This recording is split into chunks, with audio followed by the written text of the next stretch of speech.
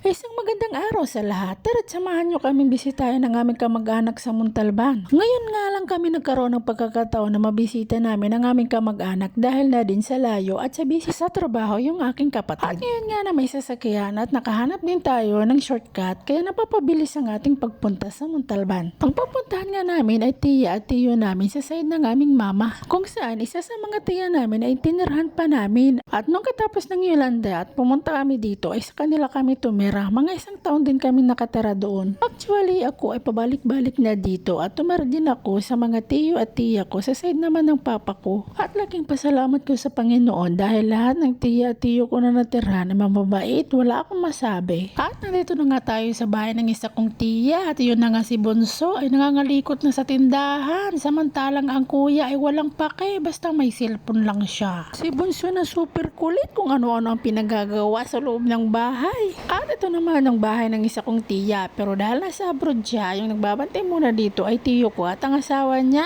At ito nga si Bunso ay hindi naman mapakali dito, at talagang naman. Katapos namin dun sa isa kong tiya at dito, bumalik na kami sa unang pinuntahan namin dahil nandyan na yung tiya namin. O tingnan nyo naman, nandyan na yung dalawa, nangungulit na sa kanilang lola, kuha ng mga paninda.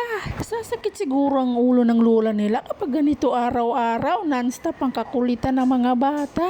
At syempre, para masulit yung pagbisita natin dito, ay dito na rin tayo matulog. Bahay dito ng isa naming tiya, so magkakalapit lang kasi yung mga bahay nila. At ito nga si Bunso ay parang hindi pa rin napagod, makulit pa rin na yung matulog, samantalang ang kuya ay tulog na kung ano-ano pa ang pinagagawa ng batang ito.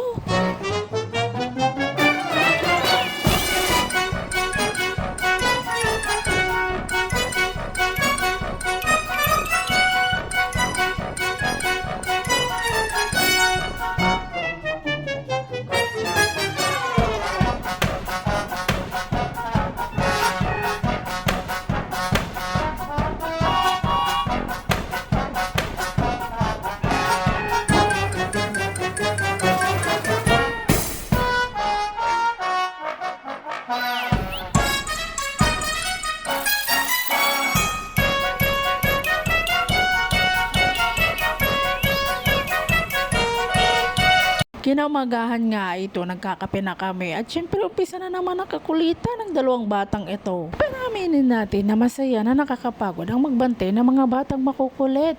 Pero mamimiss mo rin ang mga ganito kapag malaki at may sarili na silang isip. Bago nga kami umuwi, binisita namin yung mga kamag-anak naman namin na nasa heaven na. At ang una naming pinuntahan ay yung sa dulo, pero nagulat kami dahil may nakaharang na hagdanan na super bigat, hindi namin kayang iangat. Mayroon kasi bagong nilagay pero hindi nila kinuha yung hagdanan. Every time nga napupunta kami sa mga tiya-tiyo namin dito ay bumibisita din kami sa kanila dahil paminsan-minsan lang kami kasi nakakapunta dito. Itong ang sementeryong ito ay super lawak. Kaya naman ang mga nagpupunta dito ay may sasakyan, kung wala naman ay nagpapahatid sa tricycle, lalong-lalo na kung nasa bandang taas dahil kung lalakarin mo lang ay hingal na hingal ka talaga. At dito na nga tayo sa huli namin bibisitahin na tiya at tiyo namin. Pero nakalimutan yung kunan ng video, pero okay lang yun, at least nabisita namin sila. O siya, hanggang dito na lang, hanggang sa susunod. Maraming salamat!